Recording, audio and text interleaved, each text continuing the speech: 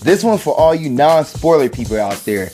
Because today, I just got through watching it. I'm kind of like mind blown. We're about to review Star Wars: The Last Jedi.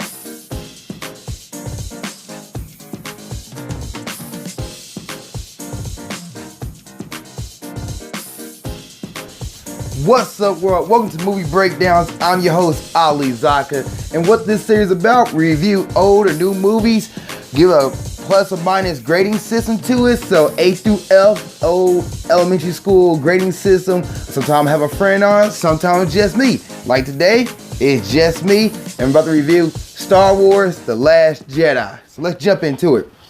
The storyline of this movie is pretty much two different storylines in one, which I know is a lot more movies doing it.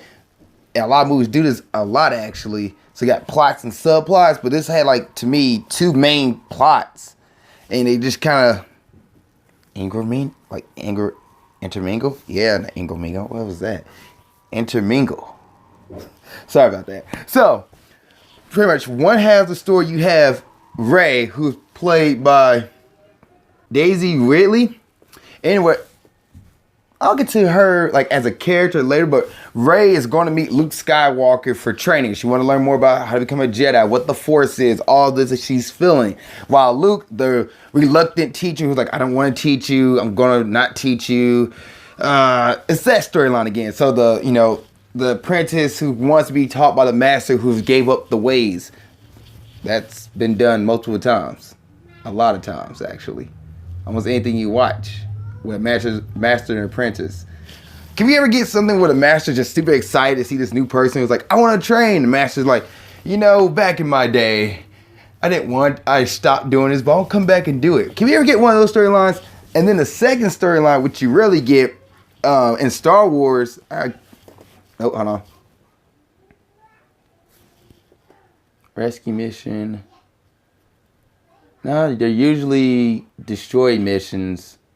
Come back, everybody goes, yeah, cheer. Woo. But anyway, this is more of a like escape rescue mission. So what's happening is the Resistance got found. They got found by the Empire, and the Empire, I guess the New Order, I should say, are pretty much chasing down the Resistance, and the Resistance got to find a way to hold out. And it's up to Finn and a new character to pretty much try to save everybody. So it's a race against time because as the Resistance trying to hold out, they're running out of fuel. So it's a race against time.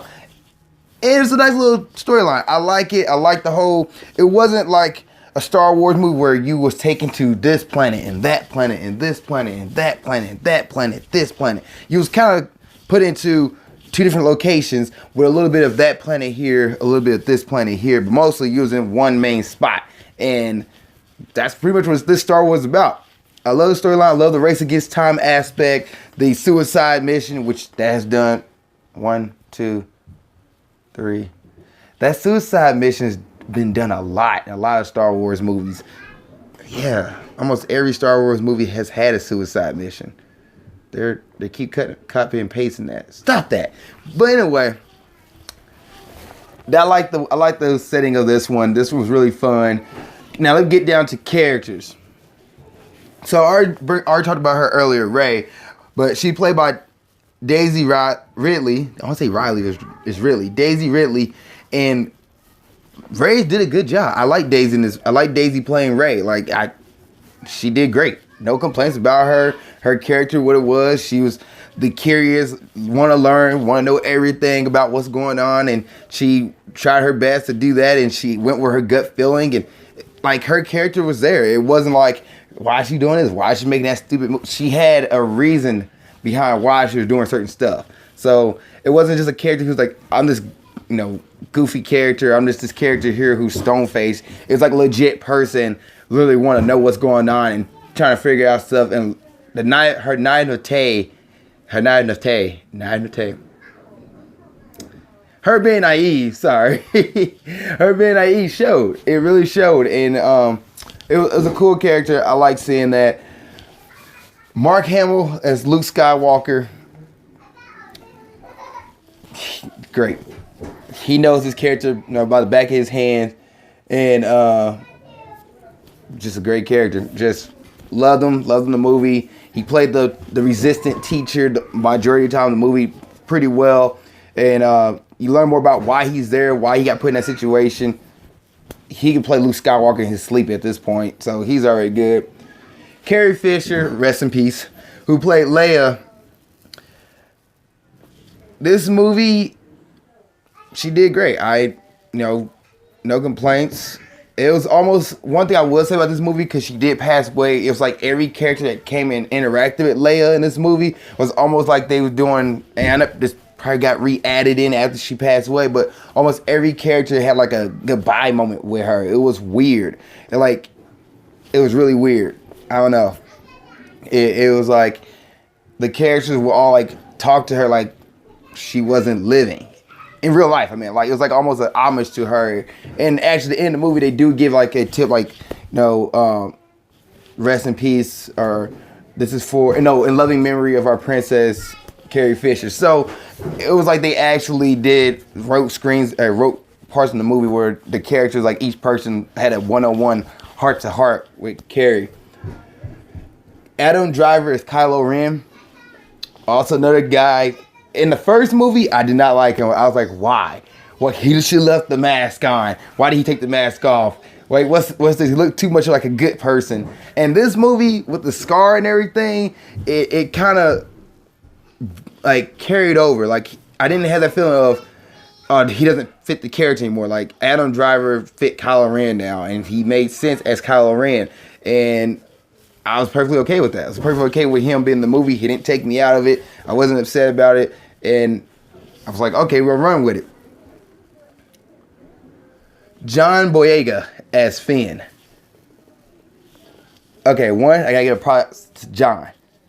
If you ever hear him talk, ever hear him do press release, do interviews, this guy is straight British. Like 100% British accent, like just thick British accent. Like the dude has it. You would have no idea watching this movie though. Like in Star Wars, in the first one and this one right here, his accent does not come out at all. It's completely American. And I guess that's kind of weird. I guess the American tone. I guess Americans have accents. Yeah. So it's completely American accent. And I have no idea how he practiced it, how he learned it. But hats off to you, man. Good work on that. He will probably never watch this video. But if he does, and for some reason John Boyega is watching this, good job, man. Way to make that accent rock. Way to make it work. I don't know how you learned it, but good work, man. Good work. But Finn, he was still the character of like, he was kind of scared, he kind of cowardly. He didn't want to be in a situation. He was kind of looking out for himself. But in this movie, he was like looking out for himself and then trying to find Rey so they can go off together. That was his whole focus. But then he met Rose, who's played by Kelly Marie Tran. No, Tran's with an O, so Tran. Kelly Marie Tran. Rose, he met her as he was trying to escape. She saw him. She's like, oh my gosh, you're Finn. You're like this person. And Rose is a girl who was like working in the, she's not engineer. Can't think of the name of it. Not groundsman, but she's somebody who worked like on maintenance of the ship and everything. And she saw Finn and she like was almost like, oh my gosh, you're Finn. Kind of fangirling. And Finn's like, yeah, yeah, that's good. She gotta get out of here. And then she looked over and she's like, you're trying to leave. And this leads to them like pretty much connecting up the whole movie where Finn now like had new appreciation for somebody else. And it wasn't just about Rey and Finn, it's like Rey and Rose, and they grew together on their little adventure of them going on this trying to save the resistance mission. And it was cool. It was cool to see them go. And I like how Star Wars introduced new characters and allow people to grow to those characters. Like they don't bring in new characters and then like they're there in the next 5 minutes they're gone. Like you see them as good guys anyway, because a lot of the villains, like you see them and then they're gone. Like they're like not really there, and they come back, have a few lines, and then they're gone again. Like you don't get to grow with the villains besides like their main ones. But for the good guys like Rose, you got to grow with her. You get to understand where she's coming from. You understand her intentions, why she was doing stuff, and it was a great character. I loved her. Kelly did a good job, and I hope she has a bigger part in the next movies. Okay, so you gotta talk about Poe Dameron, and this is one of the reasons why I like this movie. Played by Oscar Isaac. Poe in this movie, he grew from a character who who's like gun-ho gunslinger fighter, dude who's like, let's go on a mission every time. He went from that guy to learning about what it's like to be a leader, what it's like to actually, like, he stepped in the road of a leader. Like, he could be the new resistant person in the future. That's not like a spoiler or anything, but like, he could be a new resistance, in my mind, could be a new resistance leader in the future. But yeah, this guy, he like literally learned what it took to be like from a character who was just gun-ho, like, let's blow things up, to a character like, wait a minute, maybe we should pick our battles right now. And not a coward, but he became more of a logical, more of a team-oriented guy. Like, he wasn't always about the hurrah. Like, before in the beginning of the movie, he was all about the hurrah. And now, like, throughout the movie, you learn, he's like, okay, we still get the hurrah, but also, you shouldn't kill off the crew to get that hurrah. And a lot of this movie had a lot of development. A lot of characters grew. You get to attach to them growing. You get to see them growing from where there was beginning of the movie to the end of the movie. And I loved it. It was great. Anybody else that really need to point out here? BB-8. BB-8, freaking love the guy. He's a great joy. He really replaced R2-D2. R2-D2 is in this movie, but like, he does not have a role at all. He's just there for the cameo aspect. But BB-8 was like, oh, okay. This dude is now like, not only does he work the fighter, or I can't think of the name of the fighter jets they have, but now work the fighter jets, but he also like can work other machines and do other things. Like, he was more of a smarter character. Great joy. Love the character. He needs to be like one of the stables for all the movies from here on out. I almost forgot about him, and I shouldn't, because he is technically a big piece. But Snoke is actually in this movie. Andy Serkis, which the commercial, you saw Snoke in the commercials, but like, now you actually see him as, what he is. And I remember when I first saw him in the first movie, I guess episode 7, everybody thought he was like this maybe hologram, or maybe that's his actual size, or maybe he's a little person and he's like Yoda size, and he's actually like, he's projecting to be like the 7-foot monster or 8-foot, 10-foot monster, kind of like Wizard of Oz like. And in reality, the dude was like a regular person. Maybe he was a little bit taller than Kylo Ren. I was like, oh, that's a little depressing. Okay. But you learn about Snoke. Andy Serkis played him, which that dude plays everybody, it seems like. He plays Gollum. He plays Snoke. He's in Black Panther. He's in Civil War, or I guess no, Avengers 2. Like, the dude's everywhere. But yeah, Snoke, you learn about his intention. You learn about why he is doing this. And as a villain, he was okay. I kind of expected more from him.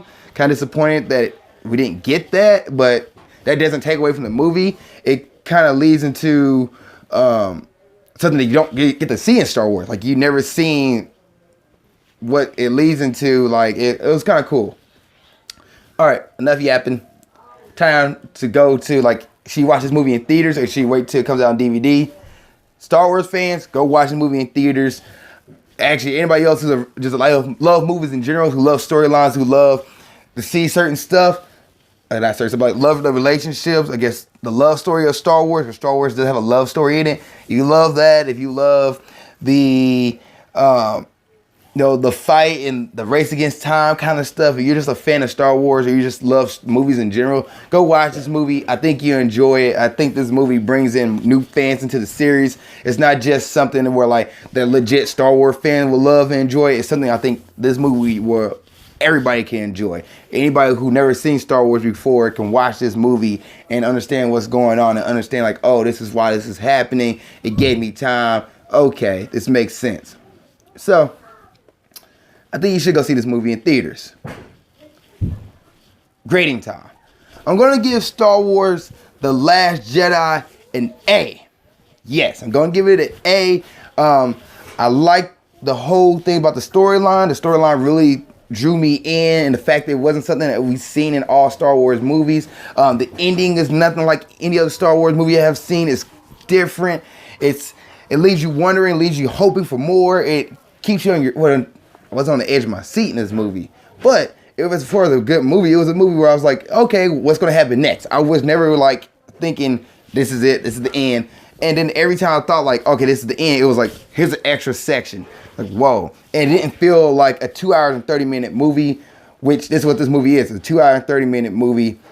And I walked out the theater and completely forgot, like, oh, that time did pass. So I'm going to give this movie an A. The character development in this movie is great. Learning where they came from, learning about why they're doing what they're doing. Phenomenal. Can't give this movie like any more. I guess an A+ would be the highest, but this movie's not an A+. And it's an A. It's an A. It's better than an A- because it's a solid movie all across the board. Everything about it. And it's like not an A+ because stuff like the villain, to me, almost didn't. He was a main part, but he didn't like take it to the next level. So that's what I gotta say about that. What did you guys think? Please put in the comment section below. Let me know what you guys thought of it. Please like, follow, subscribe, share wherever it is or whatever platform you're watching this episode on. Thank you guys so much. I'm about to do a spoiler review right now. I guess not right now, but in the next video. So if you want to watch that, go to YouTube and watch on the YouTube channel. If you're already on YouTube, just click on the next video. Thank you guys for watching. I really appreciate it. See you next time. Keep being awesome. Hey guys, thanks for watching this episode. I really appreciate it. Before you go, I do want to mention I started my own business. It's called Lofty Ground Athletics. It's a motivational athletic brand. Our goal is to inspire and motivate you to go after your fitness and athletic goals. Now on our website, which is www.loftygroundathletics.com. Repeat that one more time. www.loftygroundathletics.com. We will have certain gear such as the Conquer Your Challenge 100% polyester shirt. Now there's 100% polyester, or repeat that, 100% polyester. It only weighs 3.5 ounces, which means it's lightweight. It won't hold you down and let you get through any of your workouts. On the back, it has Lofty Ground Athletics on it, and these shirts are $15. We have another one that is Refuse to Be Outworked, which is also a $15 shirt. Check it out on our website at www.loftygroundathletics.com, and we're going to have more gear to come. And if you're watching this episode on YouTube, please give it a thumbs up if you really enjoyed it. Please put a comment in the comment section below of a new topic or something you want me to talk about. And please subscribe. Lastly, you can follow me on Instagram there. Follow me on Snapchat there for new and daily motivational tips. And you can watch the next episode or the last episode of Grind Towards Success here. And watch Movie Showdowns, which is a movie review series that I've started. Other than that, thanks for watching this episode. Keep being awesome.